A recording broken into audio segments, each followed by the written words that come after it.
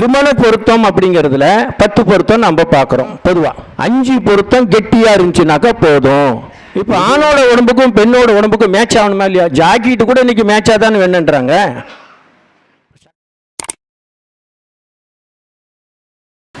நம்மளுக்கு திருமண பொருத்தத்தில் பார்த்தீங்கன்னா நிறைய ஆராய்ச்சி பண்ணியிருக்காரு திரு அப்பா குரு தங்கராஜ் ஐயா அவர்கள். தன்னுடைய நெடுங்காலமாக ஆராய்ச்சி செய்து அவர் ஒரு ரூல் கண்டுபிடிச்சிருக்காரு. 10 பொருத்தங்கள் 10வது ஏன் அப்படிங்கிற தலைப்பில் இந்த சிறப்புரையாற்றுகிறார். ஐயா அவர்களை வருக வருக என்று வரவேற்கின்றோம். அனைவருக்கும் வணக்கம். ஜோதிட மூலநூல் ஆசிரியர்களான ஆதவன், பங்கையன், வேதவியாசன், பராசரனும், அத்திரி, ரோமகன், வசிஷ்டன், அணிமரிசிதானும், போத பௌலகன், யவுனன், சவுனன், மனு, பிருகு, புகழ், சனகன், ஆங்கிரீசன், காஷ்யபன், கார்க்கியனும் ஓதிய நாரதர் முதிரீர் 9 கூடி உரை செய்த 4,50,000 நீதி பெறும் சோதிடத்தின் உண்மை நிறைந்த பொருதனை கருத்தில் நினைந்து மிகத்தானே. ஜோதிட மூலநூல் ஆசிரியர்களுடைய திருவடிகளை சரணடைந்து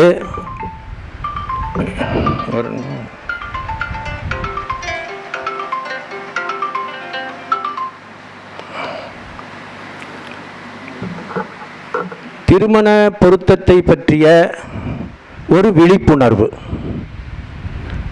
பொதுவாக திருமண பொருத்தம் பார்க்கறது இன்னைக்கு ஜோதிடத்திலேயே திருமண பொருத்தம் பார்க்கறது தான் ரொம்ப ரொம்ப ரொம்ப ரொம்ப ஈஸியான வேலை அப்படின்னு சொல்லி தான் ஜோசியம் படிக்கிறதுக்கே வர்றாங்க.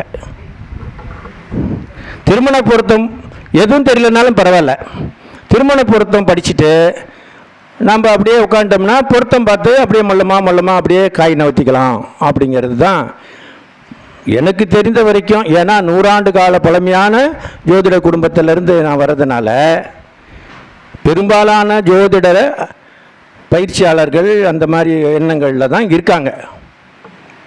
ஆனால் அவ்வளவு எளிமையானதா ஜோதிடம் அப்படின்னா 30 ஆண்டுகள், 40 ஆண்டுகள், 50 ஆண்டுகள் பயிற்சி பெற்ற ஒரு ஜோதிடரால் கூட திருமண பொருத்தம் பார்க்க தெரியாதுன்னு தான் நான் சொல்லுவேன். அந்த அளவுக்கு திருமண பொருத்தத்தில் அவ்வளவு பார்க்க வேண்டியது இருக்குது. ஏன்னா ஒரு வாழ்க்கையினுடைய திருப்பு முனை, எங்கேயோ பிறந்த ஒரு ஆணும் எங்கோ பிறந்த ஒரு பெண்ணும் எதன் அடிப்படையில் அவங்க சேர்ந்து வாழ்கிறாங்க அப்படின்னா, மனித வாழ்க்கையை நீங்கள் ரொம்ப சுலபமாக எப்படி தெரிஞ்சுக்கிறதுனா, ஒரு பொண்ணு ஒரு பையன், வயசு பொண்ணு, வேலை முடிஞ்சு போச்சு, வேறு எதுவுமே தேவையில்லையேங்க. இதுதான் மனிதர்களுக்கு சுலபமாக புரியக்கூடிய ஒரு அறிவு விளக்கம்னு வச்சுக்கலாம். அப்படி இருந்துச்சுன்னா எல்லாரும் சேர்ந்து தானே பொழைச்சிருக்கணும். அப்படி இருந்து அதுதான் நிஜமாக இருந்துருந்துச்சுன்னா ஒரு ஆணு பொண்ணு தானே போதுமானது தானே. அப்போ ஏன் எல்லாராலையும் பொழைக்க முடியல அப்படின்னு கேட்கும்போது, அது இயற்கையாகவே ஒரு காந்த விசை, ஒரு ஆணுக்கும் பெண்ணுக்குமான ஒரு காந்த விசைங்கிறது இரு கூறுகள். இறைவன் அப்படின்னு சொல்லக்கூடியவர் ஒரே பொருளை 2 கூறுகளாக்கி போட்டிருக்கார். ஒன்று ஆண், இன்னொன்று பொண்ணு, ரெண்டும் சேர்ந்தாதான் அதிலிருந்து இன்னொன்று வர முடியும். இதுதான் இயற்கையை இறைவன் வகுத்த தத்துவம். ஆனால் இதில் வினை அப்படிங்கிறது நிற்கிது இல்லையா? ஆணுக்கும் பெண்ணுக்குமான வினை அப்படின்னு வருது. வினைனா தமிழில் வினைன்றாங்க, இதை கர்மான்றாங்க. கர்மானா என்னன்னா யாருக்கும் புரிய மாட்டேங்குது. மொத்தத்தில் தான் கர்மா அப்படிங்கிறது தமிழ் சொல்லே கிடையாது. இல்லை கர்மானாக்கா தமிழ் சொல்லாதுன்னா இல்லை, வினை அப்படின்னா அதான் தமிழ் சொல்லணும். இன்னமும் வினைன்னா கூட நமக்கு தூய தமிழாக இருந்தால் அது கூட நமக்கு இன்னும் புரியாது. என்ன சொல்லலாம்? செயல்னு சொல்லலாம். நீ என்ன நீ செஞ்சது உனக்கு வருது செயல். அது இன்னும் தூய தமிழாக சொல்லும்போது வினை அப்படின்றான். இன்னும் புரியாமல் பேசணும்னா கர்மாங்களாம். இப்படிலாம் புரியாமல் பேசுகிறது தான் இதெல்லாமே. ஆனால் இந்த திருமண பொருத்தம் அப்படிங்கிறதுல 10 பொருத்தம் நம்ம பார்க்குறோம். பொதுவாக தின பொருத்தம், கன பொருத்தம், யோனி பொருத்தம், ராசி பொருத்தம், ரஜ்ஜி பொருத்தம், 5 பொருத்தம் கெட்டியாக இருந்துச்சுனாக்கா போதும். இது எங்கள் பாட்டங்காலத்திலேருந்து நான் கேட்டு பழகினது. அப்படியே சொல்லுவாங்க. 5 பொருத்தம் இருந்தால் கெட்டி பொருத்தம் அப்படின்னு சொல்லுவாங்க. இப்போ இதெல்லாமே இந்த பொருத்தம்லாம் சேர்த்து வச்சு தான் போகிறாங்க. பிழைக்கிறாங்களான்னு கேட்டாக்கா 3 மாதம் 6 மாதம் பிழைக்கிறாங்க. அப்புறம் ஒரு குழந்தை உருவானா இந்த எத்தனையோ பிரச்சனை அப்படியே போய்கிட்டே இருக்குது. இங்கே ஆணும் பெண்ணும் அப்படிங்கிற விஷயத்தை கடந்து வேறு என்ன வேலை செய்யுது அப்படின்னு சொல்லி பார்த்தோம்னா, ஆணுடைய உடம்பு அப்படிங்கிறது ஒன்று இருக்கு இல்லையா, ஒரு ஆசை இருக்கு இல்லையா, ஆணோட உடம்பு பெண்ணோட உடம்பு. இப்போ ஆணோட உடம்புக்கும் பெண்ணோட உடம்புக்கும் மேட்ச் ஆகணுமா இல்லையா? ஜாக்கெட்டு கூட இன்றைக்கி மேட்சாக தான் வேணுன்றாங்க, சட்டை கூட பேண்ட்டுக்கு மேட்சாக தான் வேணுங்கிறாங்க. அப்போ ஆணுக்கும் பெண்ணுக்குமான அந்த மேட்சிங் அப்படிங்கிறது இல்லறத்தில் ஒரு மேட்சிங் வேணுமா இல்லையா? அந்த இல்லறத்தினுடைய மேட்சிங்கை எப்படி கண்டுபிடிக்கிறது? அது சரியாக உட்காராத போது தானே பிரச்சனை வருது. இது எதனால்? உடல் பொருத்தம்னு சொல்கிறோம். இதுக்கு பேர் இதில் உடல் பொருத்தம் இருக்குது, உயிர் பொருத்தமும் இருக்குது. இப்போ எல்லாருக்கும் முதல் நிலை பொருத்தம் அப்படின்னா உடல் பொருத்தம். அது எல்லாத்துக்கும் தேவை. அதாவது ஜாதி மதத்தை கடந்து தேவைப்படக்கூடிய ஒரு பொருத்தம்னா உடல் பொருத்தம் அப்படின்னு சொல்கிறோம். இந்த உடல் பொருத்தத்துக்கு நாகதோஷம், செவ்வாய் தோஷம், இந்த மாதிரியான பலவிதமான தோஷங்கள் எல்லாம் வேற சொல்லப்படுது. 7ல் செவ்வாய் இருந்தால் செவ்வாய் தோஷம், ராகு இருந்தால் கேது இருந்தால் நாகதோஷம், இப்படிலாம் சொல்லப்படுது. சூரியன் இருந்தால் வர தோஷம், சனி இருந்தால் தோஷம், எல்லாம் எது இருந்தாலும் தோஷம்தான். அப்புறம் என்ன சொல்கிறாங்க? செவ்வாய் அப்படிங்கிறதுக்கு தோஷமே கிடையாது. சூரியனோடு இருந்தால் தோஷம் இல்லை, சந்திரனோடு இருந்தால் செவ்வாய் ராகுவோடுவோ கேதுவோடுவோ இருந்தால் இல்லை, மேசத்தில் இருந்தால் இல்லை, கடகத்தில் இருந்தால் இல்லை, விருச்சகத்தில் இருந்தால் இல்லை, நீச்சமான இல்லை, உச்சமான இல்லை, ஆட்சி பெற்றால் இல்லை, வேறு ஒரு கிரகத்தோடு சேர்ந்து விட்டால் இல்லை. இப்படி ஒரு புத்தகம். இந்த மாதிரி நிறைய பேர் எழுதுகிறாங்க, நிறைய பேர் படிக்கிறாங்க. ஆனால் படிக்கிறது எழுதுறது மட்டும் படித்தவன் பாட்டை கெடுத்தான், எழுதவன் ஏட்டை கெடுத்தான் அப்படிங்கிற விஷயம் ஏற்கனவே சொல்லி வச்சுருக்காங்க. அதனால் எல்லாம் அப்படி சொல்கிறது இல்லை, ஆனால் அது மாதிரி நடக்குது அப்படின்னு நம்ம பார்க்கணும். இப்போ உடல் பொருத்தம் அப்படிங்கிறது யோனி பொருத்தம் தானே. உடல் பொருத்தத்தில் பிரதான பொருத்தம் என்ன? யோனி பொருத்தம் அப்படின்னு நம்ம பார்க்குறோம். இப்போ யோனி பொருத்தத்தில் நட்சத்திரங்களை தான் நீங்கள் பார்க்குறீங்க. சந்திரன் நின்ற நட்சத்திரம் தானே. சந்திரன் என்ற நட்சத்திரத்தை வச்சு தானே யோனி தீர்மானிக்கப்படுகிறது. இப்போ புனர்பூச நட்சத்திரம் அப்படின்னு சொல்லி சொன்னால் அது என்ன வருது? புனர்பூசம், பூசம், ஆயிலும் இப்படி வரிசையாக நமக்கு நட்சத்திரங்களும் ஒரு நட்சத்திரத்துக்கு ஒரு மிருகத்தை சொல்லப்படுது இல்லையா? அப்போ அஸ்வினி நட்சத்திரம்னாக்கா குதிரை அப்படின்னு வருதுன்னு வச்சுக்கோங்க. இப்போ குதிரைக்கு குதிரை சேர்த்தனா சரியாக போயிடுமா அப்படிங்கிறது ஒரு கேள்வி வருது. இப்போ குதிரைக்கு எது சேர்த்தக்கூடாது அப்படின்னு எதிராக இருக்கிறத சேர்த்தக்கூடாது. குதிரைக்கு எதிராக இருக்கிறதுனா எருமை, இது சுறுசுறுப்பாக இருக்குது, அது எருமை, அது சேர்த்தக்கூடாது. இது யோனி பொருத்தம் இல்லை அப்படிங்கிறது. இப்போ இந்த 10 பொருத்தம் பார்க்குறதுல இருக்கக்கூடிய விஷயம் இந்த மாதிரி தான் வருது, நடைமுறையில் வந்துட்டு இருக்குது. இதெல்லாம் சரியாகவே இருக்குதுன்னு வச்சுங்க. அதில் இருக்கிற மாதிரி 10 பொருத்தத்தில் தினக்கணம், யோனி, ராசி, ரச்சு, இன்னும் 10 பொருத்தத்தில் இல்லை 13 பொருத்தம் கூட வச்சுக்கோங்க. 13மே ஓகே, 13மே இருக்குது அப்படின்னே வச்சு கூட வச்சுக்கோங்க. ஒரு ஜாதகத்தில் லக்னத்திற்கு மேஷ லக்னம்னு வச்சுக்கோங்க. லக்னத்திற்கு 7ஆம் இடத்துல, மேஷ லக்னத்துக்கு 7ஆம் இடத்துல துலா ராசியில் ராகுவோ சுக்கரனோ செவ்வாயோ ஏதோ 3ல் ஒரு கிரகம் வச்சுக்கோங்க. 7ஆம் இடத்துல, 7ஆம் இடம்ங்கிறது எதுக்கு 7ஆம் இடம் சொல்கிறோம்? இது ஒரு பெண்ணோட ஜாதகம் பிறந்தாக்கா 7ஆம் இடம் தானே கணவன், அப்படி தானே எடுப்பீங்க. வேறு எதாவது இருக்கா என்ன? 7ஆம் இடம் தானே கணவன். அப்போ ஒரு லக்னத்துக்கு 7ஆம் இடம் கணவன் அப்படின்னு எடுக்கிறோம். இப்போ கணவன் ஸ்தானத்தில் யார் இருக்கா? ராகு இருக்கான். ராசி என்ன ராசியாக இருக்குது? துலா ராசியாக இருக்குது, அல்லது செவ்வாய் இருக்குது, அல்லது ராசி அதிபதியான சுக்கரனே இருக்கான் அப்படின்னு வச்சுக்கோங்க. இப்போ இந்த ஜாதகத்தில் இப்படி இருக்குது, இல்லை இந்த 3 கிரகமும் சேர்ந்து இருக்குது அப்படின்னு வச்சுக்கோங்க. இதுக்கு இப்போ வேற ஒரு லக்னத்தை சேர்த்துறோம். இப்போ மொத்தம் ஏற்கனவே 13 பொருத்தம் ஏற்கனவே பார்த்தாச்சு. நாகதோஷம் செவ்வாய் தோஷையை பற்றி அங்கே வரல. வருதா? 10 பொருத்தத்தில் நாகதோஷம் செவ்வாய் தோஷம் வருதா சார்? வரல தானே? ஏன்னா எனக்கு சந்தேகம், உங்களுக்கு கேட்டுக்கலாம் சபையில். வரல. அப்போ இது என்னாச்சு? இப்போ இங்கே ராகு இருக்காரு வச்சுக்கோங்க. ராகு செவ்வாய் இருக்காரு, அல்லது ராகு சுக்கரன் இருக்காரு, இல்லை ராகு செவ்வாய் சுக்கரன் 3 கிரகம் இருக்குது. இந்த மாதிரி ஏதோ ஒன்று இருக்குதுன்னு வச்சுக்கோங்க. 7ல் இருக்குது அப்படின்னா இதுக்கு நாகதோஷ ஜாதகம் ஆயிடுச்சு இல்லையா? செவ்வாய் இருந்தால் செவ்வாய் தோஷ ஜாதகம் அப்படின்னு ஆயிடுச்சு. இதுக்கு ஈடாக என்ன பண்ணணும்? செவ்வாய் தோஷ நாகதோஷத்துக்கு எந்த லக்னமாக இருந்தாலும் அந்த லக்னத்துக்கு 7லையோ 8லையோ ராகுவோ கேதுவோ செவ்வாயோ இதெல்லாம் இருக்கணும் தானே. அப்போ தானே அதுக்கு மேட்சிங்கு அப்படின்னு நம்ம சொல்கிறோம். இப்போ கடக லக்னம், இது மேச லக்னத்துக்கு எடுத்தாச்சு. இப்போ கடக லக்னம் ஒரு பொண்ணு, இது ஒரு பொண்ணுன்னா ஒரு பையன் இருக்குங்க. கடக லக்னத்துக்கான ஒரு பையன். கடகலக்கண பையனுக்கு அந்த பையனுக்கு 7ஆம் பாவம் எதுன்னா மகரம் தானே வரும், 7ஆம் இடம். அவனுக்கான மனைவி அப்படிங்கிற இடம் அங்கே வருது இல்லையா. அதுக்கு அதில் 7ல் கேது இருக்காருன்னு வச்சுக்கோங்களேன். கேது இருக்காரு, சனி இருக்காரு, புதன் இருக்காரு. இப்போ இங்கே 3 கிரகம் இருக்கு இல்லையா, அது மாதிரி அங்கே ஒரு 3 கிரகம் இருக்குன்னு. கேது இருக்காரு, சனி இருக்காரு, புதன் இருக்காரு. இந்த 3 கிரகம் இருக்கு, அல்லது 3ல் 2 கிரகம் இருக்கு, அல்லது ஒரு கிரகம் இருக்கு, எப்படி வேணா வச்சுக்கோங்க. இங்கே சொன்ன இல்லையா 3, இந்த 3ல் 3 இருக்கலாம், இந்த 3ல் 2 இருக்கலாம், 3ல் 1 கூட இருக்கலாம். அதே மாதிரி 7ஆம் பாவத்துக்கு இந்த இடத்துல 3 இருக்கலாம், 2 இருக்கலாம், 1 இருக்கலாம். இங்கே இப்படி வச்சுக்கோங்க. இப்படி இருந்தால் இப்போ அந்த பையனுடைய ஜாதக அமைப்பில் 7ஆம் பாவத்தில் மனைவி ஸ்தானம் அப்படின்னு சொல்லக்கூடிய, மனைவி ஸ்தானம் மட்டுமல்ல, மனைவிங்கிறது எப்படி இருக்கான்னா 6ஆம் இடம் வரைக்கும் ஒரு ஜாதகத்திற்கு லக்னம் முதலாக 6 பாவம் வரை அந்த ஜாதகனை குறிக்கும். 7ஆம் பாவத்திலிருந்து 12ஆம் பாவம் வரை வெளியே இருக்கக்கூடிய, வெளியே நல்லா கவனிச்சிங்க, வெளியே, உள்ள இல்லை, வெளியே 6 வரைக்கும் உள்ள, 7 தொடங்கிருச்சுன்னா மனைவி வெளியே. ஒரு பொண்ணோட ஜாதகம்னா 6 வரைக்கும் உள்ள, 7 வந்தோடனே கணவன் எங்கே இருக்கான், வெளியே தானே இருக்கான் கணவன். அப்போ உள்ள வெளியே வருதா.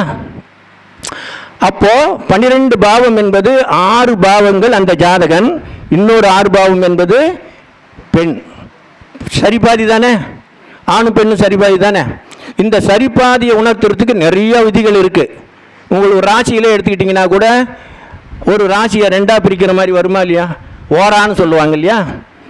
சந்திர ஷட்கம், சூரிய ஷட்கம்னு சொல்லுவாங்க. 12 2ஆக பிரிப்பாங்க, 6ஆக பிரிப்பாங்க. அப்புறம் பார்த்தீங்கன்னா ஒரு ஆண் ராசி பெண் ராசி அப்படின்னு பிரிப்பாங்க. அதில் 6 வருமா, ஆண் ராசி பெண் ராசி 6 வருமா. அதுக்கு பிற்பாடு பார்த்தீங்கன்னா ஒரு ராசிக்குள்ளாரியே சூரிய சட்கம், சூரியன் சந்திரனுக்கு 2 பிரிப்பாங்க. அதோடு முடிஞ்சு போச்சா அப்படின்னா அதுக்குள்ளே போனாக்கா 1வது பாதம் 2வது பாதம்னு பிரிப்பாங்க. நவாம்சத்துக்கு போவோம் இல்லையா, 1வது பாதம் ஆண் ராசி, 2வது இப்படி போவாங்க. அதுக்குள்ளார இன்னும் உள்ளே போனோமோ அப்படின்னு சொன்னால் டிகிரி இருக்குது. 1வது டிகிரி 2வது டிகிரின்னு இருக்குது. அப்போ 4 நிமிஷத்துக்கு ஒரு விதி பிரியும். இது மாதிரி ஆண் பாதி பெண் பாதிங்கிறது இந்த சூரிய சட்கம் சந்திர சட்கத்தில் தொடங்கி உள்ளே போனால் குறைந்தபட்சம் ஒரு 5 ஸ்டெப்பு உள்ளே போகுது. அத்தனை பிரிவுகள்லையும் ஆண் பெண் தான் அங்கே சமம் அப்படிங்கிறது தான் அதுக்குள்ளே இருக்குது. இது மாதிரி இந்த 7ஆம் பாவத்தில் பையனோட லக்னத்திற்கு 7ஆம் பாவம் அப்படின்னு சொல்லக்கூடிய இடத்துல கேது இருக்காரு, இங்கே ராகு இருக்காரு. ஒன்று வச்சுக்கலாமா, இங்கே 1 அங்கே 1. ராகுவுக்கு கேது தான் நினைக்கிறது தானே, ஏன்னா நாகதோஷத்துக்கு நாகதோஷம் அப்படின்னு வந்துருச்சுன்னு வச்சுங்க. இது சரியா, யார் சொன்னாங்க சரி அப்படின்னு? நாகதோஷத்துக்கு நாகதோஷங்கிறது எல்லாத்துக்குமே தெரியும், யார் சொன்னாலும் ஆமாம் தான் சொல்லுவாங்க. ஆனால் நீங்கள் பஞ்சாங்கத்தில் கூட நீங்கள் எடுத்து பாருங்கள், ரொம்ப நெடியர் குறியர் அப்படின்னு இருக்கும். ஒரு ஜாதகர்னா ஒரு கிரகம் இருக்குதுன்னு வச்சுக்கோங்களேன், அந்த கிரகம் நெடியர் அப்படின்னு இருக்கும். அப்புறம் இன்னொரு கிரகத்துக்கு குறியர் அப்படின்னு இருக்கும். இது எதுக்கு? அப்போ அதெல்லாம் நம்ம பார்க்கறதில்ல, ஆனால் அதெல்லாம் வேலை செய்யும். நெடியர்னாக்கா உயரமானவன், வளர்த்தியானவன் அப்படின்னு சொல்கிறோமா இல்லையா, அதுதான் அர்த்தம். அப்போ 7ஆம் இடத்துல வளர்த்தியானவன் யார் இருக்கா, அதுக்கு என்ன நடக்கும்? இங்கே 7ஆம் இடத்துல யார் இருக்கா, குட்டையான இருக்கிறான். இது மாதிரி உடல் பொருத்தத்தில் எங்கேயாவது மாறுதல் உண்டாகிறது. அது மட்டுமல்ல, ராகு என்ற கிரகம் போகக்காரகனாக சொல்லப்பட்டது அல்லவா. ராகு என்றால் போகக்காரகன் அப்படின்னு சொல்லுவாங்க. அதே கேதுவுக்கு என்ன சொல்லுவாங்க, ஞானக்காரகன் சொல்லுவாங்க.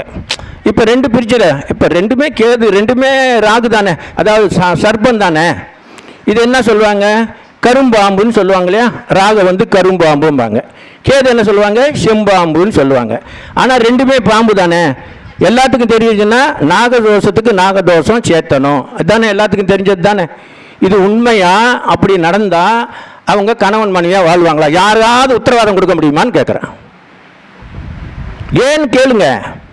இந்த ஜாதகத்தில் 7ஆம் பாவத்திற்கு, அதாவது மேஷ லக்னத்திற்கு 7ஆம் பாவமாக இருக்கக்கூடிய ராசி 7ஆம் பாவம், அது பாவம் 7வது பாவத்தில் 7 பாருங்க. 3 நிலைகள் ஜோதிடத்தில் ஒன்றா கூடினா தான் ஒரு பலன். ராசிக்காரகம், பாவக்காரகம், கிரகக்காரகம் 3 கூடினா தான் ஒரு பலன் கிடைக்கும், இல்லைன்னா கிடைக்கவே கிடைக்காது. இது மூல நூல்களில் இருக்கக்கூடிய மூல நூல் ஆசிரியர்களால் எழுதப்பட்டு முடிக்கப்பட்ட விஷயம். இதிலிருந்து யாரும் அப்படி இப்படிலாம் மாற முடியாது. ராசிக்காரகம், பாவக்காரகம், கிரகக்காரகம் 3ம் ஒன்றாக இணைந்தால் அதுவே பலனை 100% தீர்மானிக்கும் அப்படின்னு இருக்கு. இப்போ 7ஆம் பாவமானது உணர்ச்சி ஸ்தானம். எத்தனை பேர்த்துக்கு தெரியுங்கிறது தெரியல. 7ஆம் பாவம் என்றாலே அது உணர்ச்சி ஸ்தானம். நம்ம உடம்புல அது உணர்ச்சி ஸ்தானம். மனைவினா வெளியே போயிருக்கா, நீ வெளியே போய் தர முடியாது, இந்த உடம்புல இருக்கு இல்லையா, 7ஆம் பாவம் இருக்கு இல்லையா. அப்போ உன்னுடைய உடம்புல உணர்ச்சி ஸ்தானத்தில் என்ன இருக்கு? சுக்கிரன் இருந்தால் உனக்கு எப்படி உணர்ச்சி இருக்கும்? செவ்வாய் இருந்தால் உனக்கு எப்படி உணர்ச்சி இருக்கும்? ராகு இருந்தால் எப்படி உணர்ச்சி இருக்கும்? இது இந்த உடம்புல இருக்கிறது தானே. இப்போ அந்த பையனோட ஜாதகத்தில் 7ஆம் இடத்துல கேது இருக்காரு, மகர ராசியாக இருக்கு. அது ராசி, அதாவது பாவத்தில் 7, ராசியில் மகரம், அதே சமயத்தில் கிரகத்தில் கேது அப்படின்னு இருக்குன்னு வச்சுக்கோங்க. இப்போ உணர்ச்சி ஸ்தானத்தில் ரெண்டுமே, இங்கே ராகு இருக்காரு, அங்கே கேது இருக்கிறார். இந்த உடம்பு எவ்வளவு வித்தியாசமான உடம்பு. இந்த ஜாதகத்தை இவங்க 2 பேர்த்தையும் நீங்கள் சேர்த்து வச்சிங்கன்னாக்கா அதிகபட்சமாக 3 மாதம் கூட பழைக்க மாட்டாங்க. ஏன்னா இது ராகுவுக்கு கேது தானே சேர்த்து இருக்கிறோம். இதில் என்ன மிஸ்டேக் இருக்குது? ஞாபகம், ராகுவுக்கு கேது தானே, எல்லாம் சேர்த்துறது தானே, இதில் என்ன மிஸ்டேக் இருக்குது அப்படின்னு சொல்லி கேட்டால், இந்த திருமண பொருத்தத்தில் என்ன மாதிரினா 64 விதிகள் நம்ம சொல்கிறோம். அதில் 64 விதிகள் இருக்குது. இந்த 64 விதிகளில் ஏதேனும் ஒரு விதி தவறாக போச்சுன்னா கணவன் மனைவி பிரிஞ்சு போயிடுவாங்க.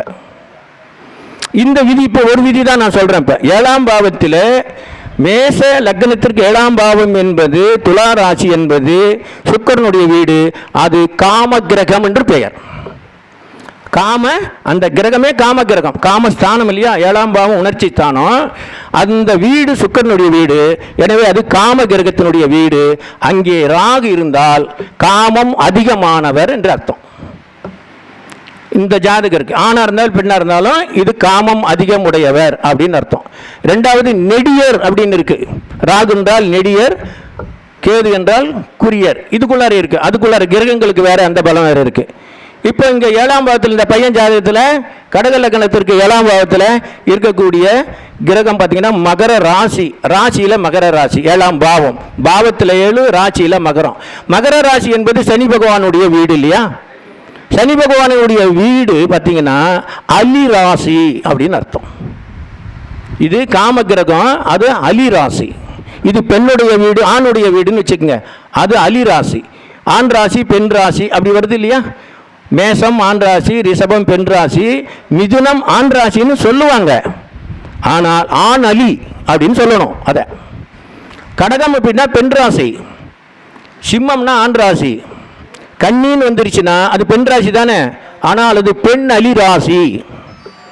அது மாதிரி இங்கே உங்களுக்கு அடுத்தது ஆண் ராசி. சுக்கிரனுடைய வீடு துலாம் ஆண் ராசி, விருச்சகம்னா பெண் ராசி, தனுசுன்னா ஆண் ராசி. மகரம் அப்படின்னு வந்துருச்சுன்னா அது பெண் ராசி தான், ஆனால் அது பெண் அலி ராசி. அதுக்கு அடுத்ததாக கும்பம் இருக்குது இல்லையா, அதுவும் அலி ராசி, ஆண் அலி ராசி. மீனம் என்பது பெண் ராசி. இப்படி ஆண் கிரகம் பெண் கிரகம் அலி கிரகம் இருப்பது, ஆண் ராசி பெண் ராசி அலி ராசி இருப்பது, ஆண் நட்சத்திரம் பெண் நட்சத்திரம் அலி நட்சத்திரம் என இருப்பதை தெரியாமல், பலருக்கும் தெரியல. யாருக்கும் தெரிஞ்சு தப்பு பண்ணுறாங்கன்னு சொல்ல வரல, தெரியல, ஆராய்ச்சி பண்ணலை. அதனால் இந்த விதிகளை தெரியாமல் இந்த ராகுவுக்கு இந்த கேது அப்படின்னு சொல்லி சொன்னால் இந்த பொண்ணுடைய உணர்ச்சி ஸ்தானத்திற்கு ஈடு கொடுக்க முடியாதவனாக இந்த பையன் இருக்கிறான். இது உடல் பொருத்தத்தில் தான் நம்ம எடுக்கிறோம். இந்த பையனுடைய ஆண்மையானது அவ்வளவு பலமானதாக இல்லை. இந்த பெண்ணுக்கு சுகம் தரக்கூடிய அளவுக்கு அவனுடைய உடல் பலம் இல்லை, அந்த உறுப்பானது பலமாக இல்லை, உணர்ச்சியே பலமாக இல்லைன்னு சொல்ல வர்றான். அது மாதிரி 7ஆம் இடம் 8ஆம் இடம் என்பது, 7ஆம் இடம் உணர்ச்சி ஸ்தானம், 8ஆம் இடம் சம்போகஸ்தானம், குறிஸ்தானம் இல்லையா. அப்போ 7, 8 இதுதான். இந்த 7ல் இருக்குது ஒரு உணர்ச்சி ஸ்தானத்தில் ஒரு கிரகம் இருக்குது, அது 7ஆம் பாவம் அப்படிங்கிறது இருக்குது. 7ஆம் பாவத்தில் இருக்கக்கூடிய உணர்ச்சி அப்படின்னு சொல்லக்கூடிய ஒரு காம நீர்னு சொல்லாமா, சுர நீர்னு சொல்கிறோமா இல்லையா, விந்து சக்தின்னு சொல்கிறோம், சுரநீதம்னு சொல்கிறோம் இல்லையா, ஆணுக்கும் பெண்ணுக்குமான வேற்றுமை. அந்த நீரானது 7ஆம் இடத்தில் இருக்கக்கூடிய அந்த காம நீர் வடிந்து எங்கே வரும்? 8ஆம் பாவத்தில் தானே வரும், வேறு வழி இருக்காது. 7ஆம் பாவத்திலிருந்து வழிந்து ஓடக்கூடியது 8ஆம் பாவத்தின் வழியாக தானே அந்த காம நீர் வெளியேற முடியும். ஆணுக்கும் பெண்ணுக்கும் ஒன்று தானே. அதனால்தான் 7ஆம் பாவமும் 8ஆம் பாவமும் இணைத்து பலன் பார்க்கப்படுகிறது. சரியா? இது எப்படி? இது உடம்புல நடக்குது, உடம்புல தான் நடக்குது. வெளியே நீங்கள் போய் பார்க்க முடியும் இதை. அப்போ உள்ள நடக்கிறது என்னன்னே தெரியாம நீங்க வெளியே பார்த்து பாய்ச்சிட்டே இருந்தீங்கன்னா எப்படி கண்டுபிடிக்க முடியும்? இதை எப்படி நீங்க பொருத்தம் சேர்த்துறது? இப்போ இது பொருத்தம் இல்லை இல்லையா? அலிராசி. அப்போ அந்த பையனுடைய ஆண்மை தன்மையானது குறைவாக இருக்கிறது. இந்த பெண்ணுக்கு பெண்மை தன்மை மிகுதியா இருக்கு. காமம் அதிகம், காமம் குறைவு. இப்போ இவங்க 2 பேரும் சேர்த்து வச்சா பிழைப்பாங்களான்னா பிழைக்க மாட்டான். அந்த பொண்ணு என்ன சொல்லும்? 3 மாதத்துக்கு தாலி கயிறு போகும்போது நான் இனிமேட்டு போகல, எனக்கு பிடிக்கலன்னு. என்ன காரணத்தை சொல்ல முடியும்? அப்பா அம்மா கிட்ட சொல்லவே முடியாத காரணத்தை சொல்லுன்னா எங்கிருந்து சார் சொல்றது? பிடிக்கலங்கிறத ஒரே வார்த்தையோட முடிச்சுக்கிறது ரொம்ப நல்லது, நாகரிகமாக இருக்கும். இதுதான் நடக்குது. இந்த விஷயத்தை இது போல இன்னும் இந்த திருமண பொருத்தத்தில் இன்னும் என்ன சொல்ல போனால், தினப்பொருத்தம் பார்க்கறதுக்கு எவ்வளோ பேர்த்துக்கு தெரியும்? நான் குற்றம் சொல்கிறதுக்காக வந்திருக்கேன்னு நினைக்காதீங்க. ஜாதகத்தை நம்பி ஜோதிடத்தை நம்பி வாழக்கூடிய மக்கள் அதிகம் பேர் இருக்காங்க. அந்த மக்களுக்கு சேவை செய்யறதுக்காக தான் ஜோதிடமும் ஜோதிடர்களும் இருக்கிறோம். ஆனால் ஜோதிடருக்கே தெரியல எப்படி மக்களுக்கான சேவை எப்படி முழுமையாக செய்ய முடியும். தெரிஞ்சால் தானே செய்ய முடியும், தெரியலன்னா எப்படி சார் செய்கிறது? இதுதான் பிரச்சனையே. இதே தான். அப்போ எனக்கு தெரியாமையே நானே அந்த களத்தில் இறங்கி எனக்கு தெரிஞ்சது நான் செய்கிறேன் அப்படிங்கும்போது அடுத்தவர்களுடைய வாழ்க்கையில் ஒரு டாக்டர் விளையாண்டாக்கா நம்ம தப்புன்னு சொல்லுவோமா சொல்ல மாட்டோமா? அதே தானே இதுவும் ஜோசியத்தில் அதே தானே. அதுதான் இங்கே நடக்குது நிறையா.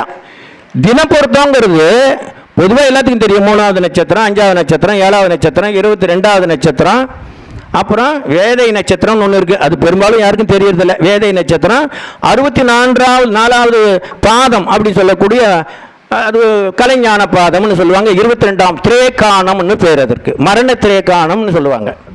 இதெல்லாம் இந்த இடத்துல எல்லாம் இருக்கக்கூடிய கிரகங்கள் எல்லாம் அந்த ஜாதகத்துக்கு நன்மை தீமை செய்யுமா அப்படிங்கிற கேள்வி வரும்போது இந்த 3, 5, 7 இது எல்லாத்துக்கும் பிரதானமாக தெரியறதுனால 3 தவிர்த்துட்டு 5 தவிர்த்துட்டு 7 தவிர்த்துட்டு அப்படியே போய்க்கலாமா அப்படிங்கிறது தான்.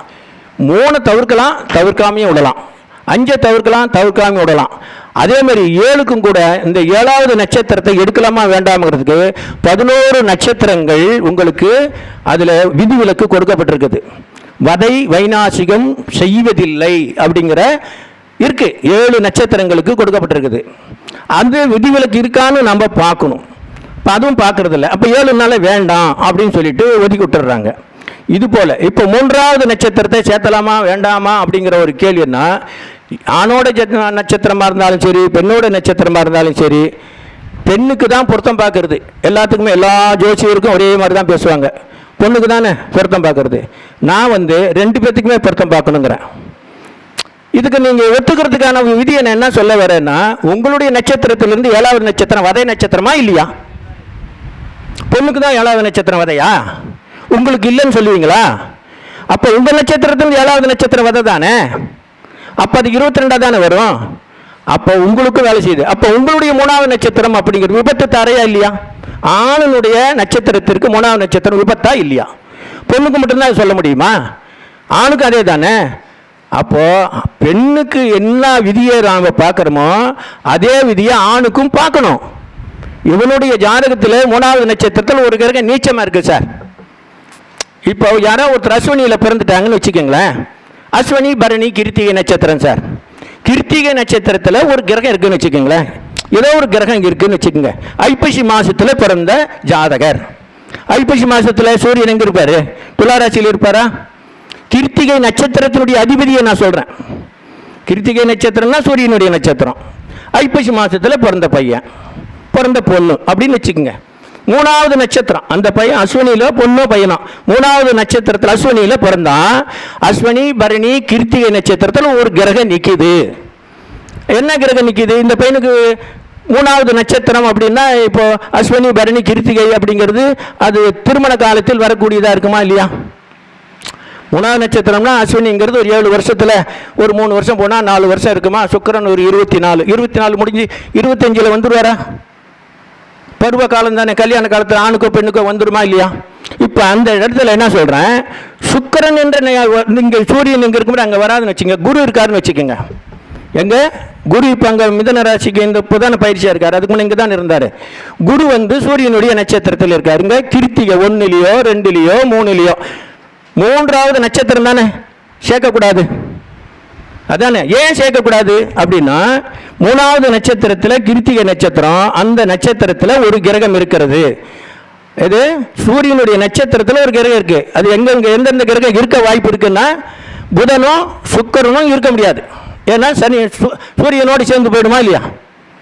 அந்த 2 கிரகத்தை தவிர மற்ற எந்த கிரகமும் அந்த இடத்துல இருக்கிறதுக்கு வாய்ப்பு இருக்கு. அதுல குரு இருக்கலாம், சனி இருக்கலாம், செவ்வாய் இருக்கலாம், ராகு, கேது, இந்த மாதிரி எந்த கிரகம் வேணா இருக்கலாம் தானே 3வது நட்சத்திரத்தில். அப்போ அந்த 3வது நட்சத்திரத்தில் ஒரு கிரகம் நிற்கிது அப்படின்னு சொல்லி சொன்னா, ராகு நிற்கிறாருன்னு வச்சுக்கலாமா? அது நீச்சம் தானே, ராகு தானே, நீச்சம் தானே. அவரும் நீச்சம் மட்டுமல்ல, அவர் நின்ற நட்சத்திராதிபதி துலா ராசியில் இருக்கார். ஐப்பசி மாசத்தில் பிறந்தார் பொண்ணுன்னா, அப்போ சூரியன் நீச்சமாக இருப்பாரா இல்லையா?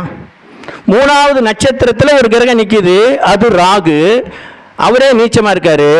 3வது நட்சத்திராதிபதியான சூரியனும் அங்கே துலா ராசியிலே நீச்சமாக இருக்கிறார் அப்படிச்சுங்க. இப்போ 3வது நட்சத்திரங்கிறது சூரியன். நீங்கள் சூரியனை சேர்த்தக்கூடாதா, ராகுவை சேர்த்தக்கூடாதா? சொல்றது புரியுதா? 3வது நட்சத்திரம் சூரியன் தான். ஆனால் 3வது நட்சத்திரத்தில் எந்த கிரகம் நிற்கிது? ராகு நிற்கிறாருன்னு சொல்லிட்டான். ராகு தான் நீச்சம் பெற்ற சூரியன் சாரத்தில் நிற்கிறார். புரியுதா நான் சொல்றது? 3வது நட்சத்திரத்தில் ராகு நிற்கிறாரு. அந்த ராகு நின்ற நட்சத்திர அதிபதியான சூரியன் துலாத்தில் நீச்சமாக இருக்கிறார். இப்போ ஜோசியத்தில் 2 பிரிவு இருக்கு. ஜோசியத்தில் பணம் சம்பாதிக்கிறது, பொருள் சம்பாதிக்கிறது, வேலை வாய்ப்பு, படிப்பு, வெளிநாடு, அப்படி. ஆனால் இன்னொன்று என்ன தெரியுமா? உறவுகள், கணவன் மனைவி மக்கள் உறவுகள், பந்த பாசம் சம்பந்தப்பட்ட உறவுகள், உயிர்காரகத்துவம் என்று பெயர். பொருள் காரகத்துவம் ஒன்று, உயிர்கா 2 இருக்கு ஜோசியத்தில். எல்லாருடைய மைண்டிலையும் 100% பொருள் காரகமே பிடிச்சிக்கிச்சு. உயிர்காரகத்தை பற்றியான சிந்தனையே யாருக்குமே இல்லை. நீங்கள் ஜோசியத்தில் பார்த்தா யோகம் வேலை செய்தான்னு கேட்குறாங்க. பொருளாதாரத்தை பற்றியான சிந்தனையே தான் இருக்கு. இப்போ நான் என்ன சொல்கிறேன், 3வது நட்சத்திரத்தில் ஒரு கிரகம் இருந்து அது நீச்சசாரம் ஏறிவிட்டால், இப்போ இங்கே அஸ்வினின்னு வச்சுங்க, அஸ்வினி, பரணி, கிருத்திகை, ரோகிணி, மிருகாசீரிஷம், திருவாதிரை 6வது நட்சத்திரம் தானே இந்த பையனுடைய நட்சத்திரத்துக்கு. சேர்க்கலாமா சேர்க்கக்கூடாதா? சேர்க்கலாம். 6வது நட்சத்திரம் சேர்க்கலான்னு தான் இருக்கு. 6வது நட்சத்திர அதிபதியான ராகு நீச்சம் பெற்ற சூரியன் சாரம் ஏறினான். இப்போ நீங்க இந்த பையனுக்கோ இந்த பொண்ணுக்கோ திருவாதிரை நட்சத்திரமோ அல்லது சுவாதி நட்சத்திரமோ அல்லது சதய நட்சத்திரமோ எது இருந்தாலும் ராகு தான் வேலை செய்வார். 3க்கும் ராகு தான் வேலை செய்வார். தெரியாதனமா 6வது நட்சத்திரம் சாதகத்தாரைன்னு சேர்த்துப்பிட்டீங்கன்னா முடிஞ்சு போச்சு வேலை. டைவர்ஸ் நிச்சயம். இதை யார் பார்க்குறீங்க? இதை பார்க்கணும். பொருத்தம். இப்போ 3வது தின பொருத்தத்தை நான் சொல்கிறேன். முதல்ல தின பொருத்தத்திலேயே இங்கே இருக்கின்ற 5வது நட்சத்திரத்தை பாருங்க. தின பொருத்தத்திலேயே இவ்வளவு பெரிய சிக்கலும் பிரச்சனையும் இருக்கும்போது இதை கடந்து நாம் ரொம்ப தூரம் மேலே போகலாம். இன்னும் எத்தனையோ பொருத்தங்கள் எல்லாம் இருக்கு. எத்தனை பொருத்தம் பார்த்தாலும் இந்த விதிகளோடு பார்த்தால் மக்களை நாம் வாழ வைக்க முடியும். ஜோதிட பணியை நாம் சீரோடு சிறப்போடும் செய்வதற்கு இறைவன் நமக்கு கொடுத்திருக்கக்கூடிய நல்ல நேரத்தை மக்களுக்கு நல்ல சேவையாக செய்து அதன் மூலமாக மக்களை நாம் ஜோதிடத்தின் மூலமாக அவர்களுக்கான சேவையை செய்து நாமும் எந்த விதமான சாபத்திற்கும் ஆளாகாமல் பணத்தை சம்பாரித்து நாம் பிழைக்கணும். இல்லைன்னு சொன்னால் அதன் மூலமாக நமக்கு சாபங்கள் வந்து சேரும். ஏன் ஜோசிகாரனுக்கு சாபம் வந்து சேருதுன்னா, இது மாதிரி தெரியாமல் எத்தனை குடும்பத்துக்கு எடுத்தா வருமா வராதா? தெரிஞ்சா என்ன, தெரியலன்னா இதுதான். தெரிஞ்சதை செய்ய, தெரியாதை செய்யாத அப்படின்னு சொல்லக்கூடிய அமைப்பு. நான் சேலம் தாதகாப்பட்டி அப்பா ஜோதிட சூத்திரம், அப்பா ஜோதிடம் போட்டிங்கன்னா கூட உங்களுக்கு யூடியூப்பில் வரும். வந்து 2016 இது இந்த வகுப்புகள் நடத்திக்கிட்டு வரான். திருமண பொருத்த திறவுகோல் அப்படிங்கிறது தான். 64 விதிகள். என்னுடைய ஃபோன் நம்பர் 944 28 94 699. இந்த 64 விதிகளை தெரிந்து திருமண பொருத்தம் சேர்த்தால் நிச்சயமாக வாழ்க்கையில் கணவன் மனைவி சேர்ந்து வாழ்வதோடு வம்சம் தலைப்பதற்கான குழந்தை பாக்கியமும் அதில் இருக்கும். ஜோதிடத்தினுடைய உயிர்காரகத்துவத்தை தனியாக பிரித்தெடுத்து பார்க்கக்கூடிய அப்பா ஜோதிட சூத்திரத்தினுடைய இந்த விதிகளை நீங்களும் தெரிந்து கொண்டு திருமண பொருத்தம் சேர்த்து மக்களுக்கும் இந்த நாட்டுக்கும் சேவை செய்யும்படி வேண்டி விரும்பி கேட்டு விடைபெறுகிறேன். நன்றி, வணக்கம். Phone number 944 28 94 699. நன்றி. ஐயா அவர்கள் மிக சிறப்பான முறையில் திருமண பொருத்தம் வகுப்பு சொன்னார். ஐயா இருங்க, சொல்லுங்க. 699.